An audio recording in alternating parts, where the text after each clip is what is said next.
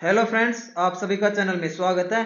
और अगर आप नए हैं तो चैनल को सब्सक्राइब कर लें, साथ में बेल आइकन का बटन भी दबा दें ताकि जैसे ही हमारा नया वीडियो आता है आपके पास नोटिफिकेशन तुरंत पहुंच जाए। इस वीडियो में 10 और 11 जनवरी के करंट अफेयर्स को कवर करेंगे। चलो स्टार्ट करते हैं ये वीडियो। न्यूज हेडलाइंस को देखेंगे, दो न्यूज हेडलाइंस कवर करेंगे।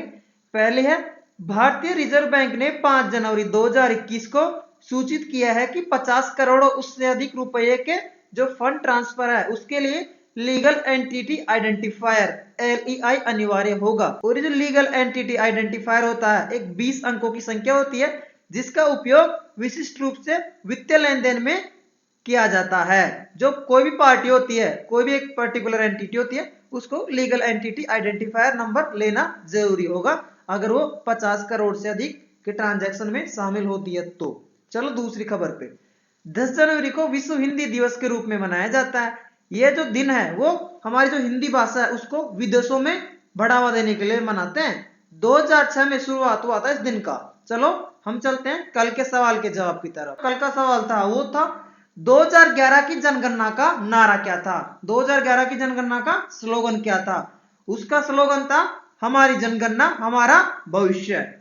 हम 2011 की जनगणना के बारे में जो महत्वपूर्ण बातें हैं वो जानते हैं। जो महत्वपूर्ण बातें हैं वो है, पहली है भारत की कुल जनसंख्या थी 121 करोड़, पुरुषों की संख्या थी 62 करोड़, महिलाओं की संख्या थी लगभग 58 करोड़।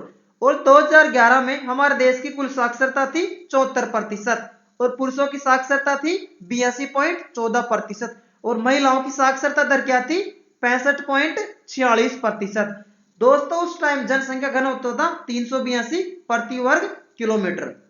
और जो लिंग रेशियो था, लिंग अनुपात सेक्स रेशियो, वो था 943 महिलाएं। और जो लिंग अनुपात है वो प्रति 1000 पुरुषों पर महिलाओं की संख्या होती है। आप याद रखोगे, कई बार पूछते हैं। चलो आगे। 2011 की जनगणना के बारे में डिटेल में अलग से वीडियो डाला है, आप जाके देख लो। उस वीडियो का लिंक मैं डिस्क्रिप्शन बॉक्स में भी डाल रहा हूं। दोस्तों ये जो वीडियो है इसके बाहर सवाल नहीं जाने वाला। 2011 की जनगणना से कोई भी सवाल आता है, सारे के सारे जो महत्वपूर्ण पॉइंट्स हैं उसको हमने इस वीडियो में कवर किया हुआ है। चलो आज के पहले सवाल। आज का पहला सवाल है, शिवालिक एलिफेंट रिजर्व किस राज्य में स्थित है। ये जो शिवालिक एलिफेंट रिजर्व है उत्तराखंड में स्थित है। हम ये जो एलिफेंट रिजर्व न्यूज में है इससे संबंधित जानकारी प्राप्त कर लेते हैं। दोस्तों ये जो एलिफेंट रिजर्व है इसलिए न्यूज में है कि वहां पे देहरादून में एक एयरपोर्ट है, जोली ग्रांट एयरपोर्ट, उसको एक्सपांड करने के लिए जो ये एलिफेंट रिजर्व है उसको डी नोटिफाई किया जा रहा है। और ये जो मुद्दा है प्राइम मिनिस्टर ऑफिस और वहां के CM ऑफिस सब जगहों पे छा गया है, इसलिए चर्चा में आ गया ये इशू। हम थोड़ा बैकग्राउंड जानते हैं। प्रोजेक्ट एलिफेंट भारत सरकार ने 1992 में स्टार्ट किया था और 2020 में भारत में टोटल 32 एलिफेंट रिजर्व हैं। हम उत्तराखंड के बारे में थोड़ी जानकारी जानते हैं।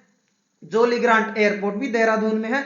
नेलांग वैली जो कि गंगोत्री नेशनल पार्क में है, उत्तराखंड में ही स्थित है। और उसके अलावा भारत का पहला नेशनल पार्क जिसको बोलते हैं जिम कॉर्बेट टाइगर रिजर्व भी उत्तराखंड में स्थित है। और उसके अलावा राजाजी टाइगर रिजर्व, दोनों के दोनों टाइगर रिजर्व बहुत ज्यादा न्यूज में रहते हैं। दोनों के दोनों उत्तराखंड में स्थित है। और उत्तराखंड के मुख्यमंत्री कौन है? त्रिवेंद्र सिंह रावत जी। चलो दूसरे सवाल पे। Marginal cost based lending system जिसको बोलते हैं MCLR किस वर्ष में शुरू किया गया था। दोस्तों MCLR जो सिस्टम है वो 2016 में RBI ने इंट्रोड्यूस किया था। प्राइम लैंडिंग रेट 1994 में आया था। उसके बाद में BPLR benchmark prime landing rate RBI ने 2003 में इंट्रोड्यूस किया था। उसके बाद में है बेस रेट 2010 में लाया गया था RBI के द्वारा। उसके बाद में MCLR marginal cost of funds based landing rate 2016 में इंट्रोड्यूस किया था। और अभी इन सबको चेंज करके अभी नया सिस्टम लेके आ गया है reserve bank of India, external benchmark 2019 में। एक्सटर्नल बेंचमार्क लाया है 2019 में। ये जो बेंचमार्क सिस्टम होते हैं, जो विभिन्न बैंक जो होते हैं लोन देते हैं लोगों को, उनकी जो रेट होती है इंटरेस्ट रेट, वो इन सिस्टमों से टाई करते हैं रिजर्व बैंक ऑफ इंडिया के अनुसार। किसी एक पर्टिकुलर सिस्टम से उनको लोन की इंटरेस्ट रेट को टाई किया जाता है। चलो तीसरे सवाल पे। ब्लूमबर्ग बिलियनर्स इंडेक्स के अनुसार दुनिया के सबसे अमीर व्यक्ति कौन बने हैं। सबसे अमीर व्यक्ति कौन बने दुनिया के? स्पेस एक्स और टेस्ला के CEO एलन मस्क। आप याद रखो, बहुत ही महत्वपूर्ण सवाल है। इन्होंने किसको पछाड़ा है? जो अमेरिका की कॉमर्स कंपनी अमेजन, उसके प्रमुख जेफ बेजोस को पीछे छोड़ा है इन्होंने। ध्यान रखो दोनों ही बातें। चलो चौथे सवाल पे, भारत का राष्ट्रीय जलीय जीव कौन सा है? राष्ट्रीय जलीय जीव है गंगा डॉल्फिन। ये खबर में इसलिए आया है, उत्तर प्रदेश में कुछ युवा लोगों ने वहां पे जो गंगेटिक डॉल्फिन है उसको पकड़ के चारों तरफ से मार रहे हैं, तो इसलिए बहुत ही महत्वपूर्ण मुद्दा हो गया भारतीय राष्ट्रीय जलीय जीव का इस तरह से शोषण। गंगा डॉल्फिन है भारतीय राष्ट्रीय जलीय जीव। चलो पांचवें सवाल पे, वन्य जीव संरक्षण अधिनियम 1972 में कितनी अनुसूचियां है? वाइल्ड लाइफ प्रोटेक्शन एक्ट 1972 में कितनी अनुसूचियां है? 6 अनुसूचियां इसमें, जो अलग अलग तरह से वन्य जीव को सुरक्षा प्रदान करती है। चलो वन्य जीव जो एक कानून है उसको हम डिटेल में देखते हैं, क्योंकि इसमें से सवाल पूछे जा चुके हैं और मेरे हिसाब से आने वाले टाइम में इसमें सवाल पूछे जाएंगे अंदर घुस के। आगे चलो, वन्य जीव संरक्षण अधिनियम 1972 थोड़ा डिटेल में समझने की कोशिश करते हैं हम। इसके अंदर 6 अनुसूचियां हैं, हम देखते हैं वन बाय वन करके सभी अनुसूचियों को। इसका जो अनुसूची 1 और 2 है उसके द्वारा वन्य जीव को पूरी सुरक्षा प्रदान करते हैं। इनके तहत अपराधों के लिए कड़ा दंड तय है, यानी कि सबसे जो कठोर दंड है वो अनुसूची 1 और 2 के तहत मिलता है, जो कि सेक्शन 9 और 51 के तहत मिलता है। अनुसूची 3 और 4 के अंदर वन्य जीवों को संरक्षण प्रदान किया जाता है, लेकिन इस सूची में आने वाले जानवरों और पक्षियों के शिकार पर दंड बहुत कम है, यानी कि जो अनुसूची 1 और 2 से दंड यहाँ पे कम मिलता है। अनुसूची 5 के अंदर उन जानवरों को शामिल किया गया है जिनका शिकार हो सकता है, यानी संभावना है, उनको शामिल किया है। अनुसूची 6 इसमें दुर्लभ पौधों और पेड़ों पर खेती और रोपण पर रोक है, यानी कि जो कानून है पौधे और पेड़ों पर भी लागू होता है, आप ध्यान रखो इसको। और हम देखते हैं पेनल्टी, सजा क्या मिलती है अगर कोई वन्य जीवों के साथ खिलवाड़ करता है तो। न्यूनतम सजा 3 साल होती है, अधिकतम सजा 7 साल तक हो सकती है, और न्यूनतम आर्थिक दंड 10,000 रुपए है, और अधिकतम जुर्माना 25 लाख रुपए तक देना पड़ सकता है। और अगर दूसरी बार अपराध करता है तो कम से कम जुर्माना 25,000 तक बढ़ सकता है। एक बार करने पे 10,000 न्यूनतम जुर्माना, और अगर 2 बार आपने अपराध किया है तो 25,000 जुर्माना भरना पड़ेगा।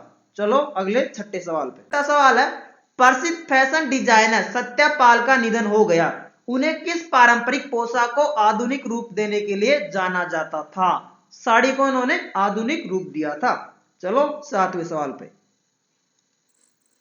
7वां सवाल है, टेस्ट रैंकिंग में किस देश ने शीर्ष स्थान प्राप्त किया है? न्यूजीलैंड आ गया टॉप रैंकिंग पे, और इनके जो कप्तान है विलियमसन वो भी टॉप बल्लेबाज बन चुके हैं। 8वां सवाल है, हाल ही में किस देश ने ड्राफ्ट आर्कटिक पॉलिसी जारी की है? हमारे देश भारत ने ड्राफ्ट आर्कटिक पॉलिसी जारी किया है। चलो 9वें सवाल पे। आइस एज उल्ली रेहनों के संरक्षित अवशेष किस देश में पाए गए थे? रूस में मिले हैं दोस्तों इसके, ये जो बहुत ही पुराना टाइम का वुल्ली रेनो है इसके अवशेष। चलो 10वें सवाल पे। कौन सा बैंक स्मॉल फाइनेंस बैंक में बदलने वाला भारत का पहला सहकारी बैंक बन गया है? कौन सा बना है? Shivalik mercantile cooperative bank.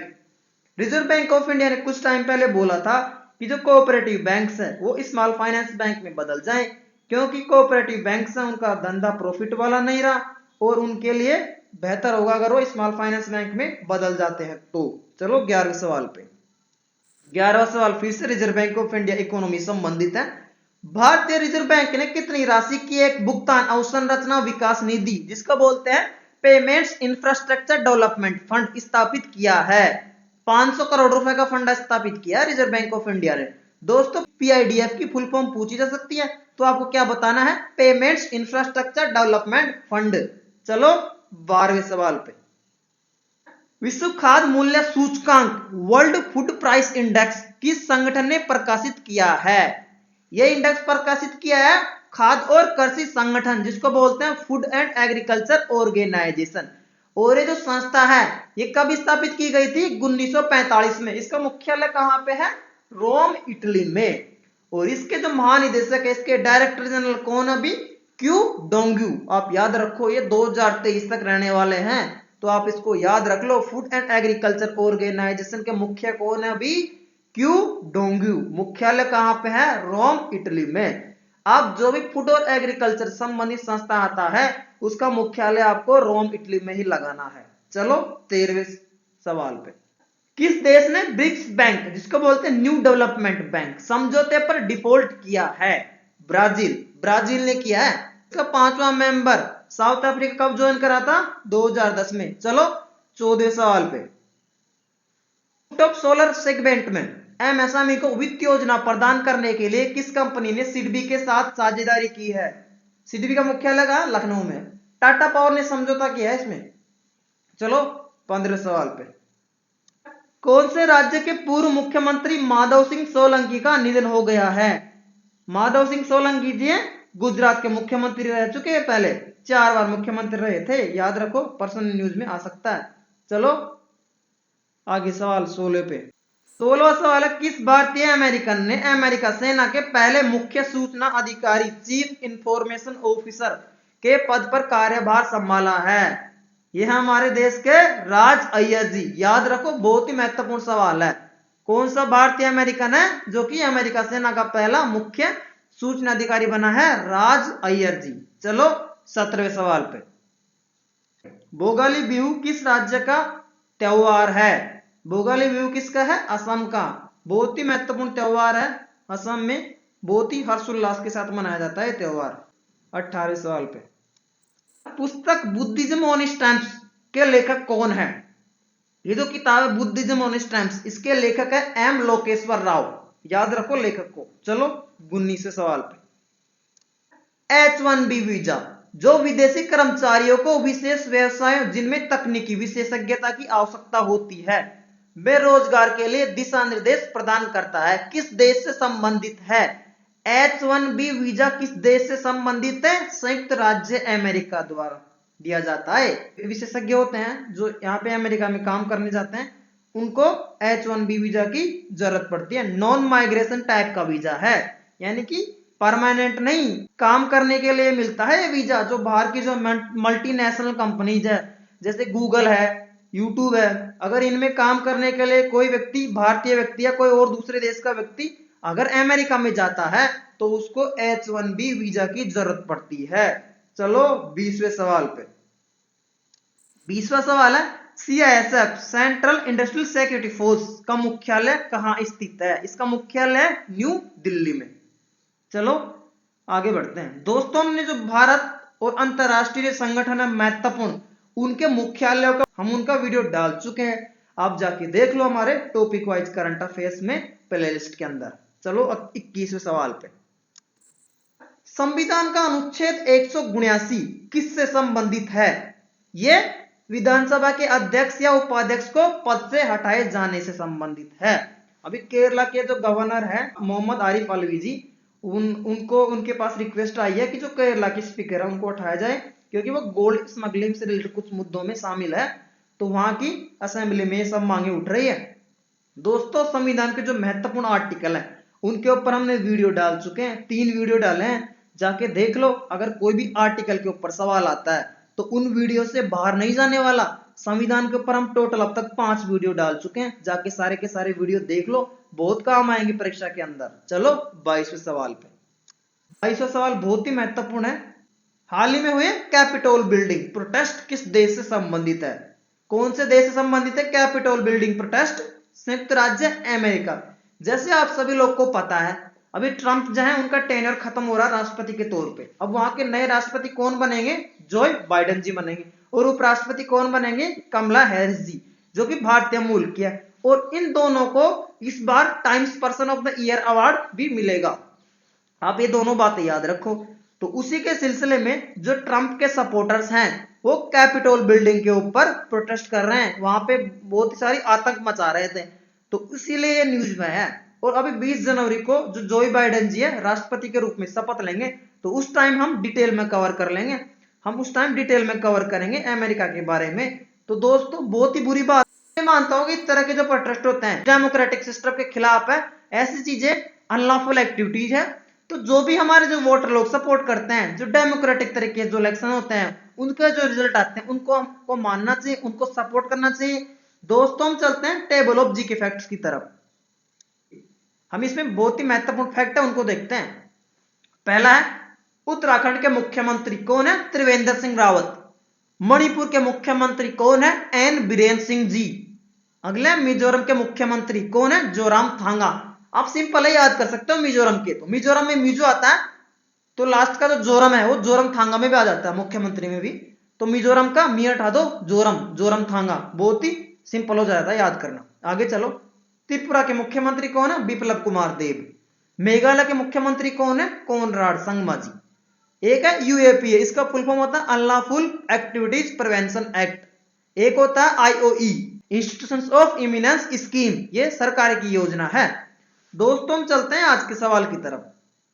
संयुक्त राष्ट्र पर्यावरण कार्यक्रम जिसको बोलते हैं यूनाइटेड नेशंस एनवायरनमेंट प्रोग्राम का मुख्यालय किस देश में स्थित है? आप इस सवाल का जवाब कमेंट बॉक्स में दें। साथ में आप जो भी यूएनईपी के बारे में अतिरिक्त जानकारी रखते हैं उसको भी आप कमेंट बॉक्स में लिख दें। दोस्तों और मैं आपसे रिक्वेस्ट करना चाहूंगा, हमारे चैनल के सब्सक्राइबर थोड़े कम है तो आप चैनल को सब्सक्राइब कर दें ताकि हम लोग और भी अच्छा वीडियो आपके लिए ला सकें। आप हमें सपोर्ट करते रहें दोस्तों, और आप बेल आइकन का बटन भी दबा दें सब्सक्रिप्शन के साथ साथ में। दोस्तों आप लोग हमारे वीडियोस को देखें और भी चैनल को विजिट करें। अगर आप चैनल पर नए हैं तो चैनल को विजिट करो आप एक बार, और जो भी हमारे प्लेलिस्ट है सारे वीडियोस को देखो। जो आपको अच्छा लगे वीडियो आप वही वीडियो देखो। अगर कुछ आपको लगे कि सुधार की जरूरत है तो आप बेफिक्र होकर बेझिझक होकर कमेंट बॉक्स में लिख दें, या फिर हमें ईमेल आईडी पे भी आप ईमेल भेज सकते हैं। दोस्तों आप लोग हमें सपोर्ट करते रहे, हमारे सब्सक्राइबर थोड़े कम है तो आप सब्सक्राइब कर दें ताकि हम अच्छे से अच्छे वीडियो ला सकें। दोस्तों वीडियो देखने के लिए बहुत बहुत धन्यवाद।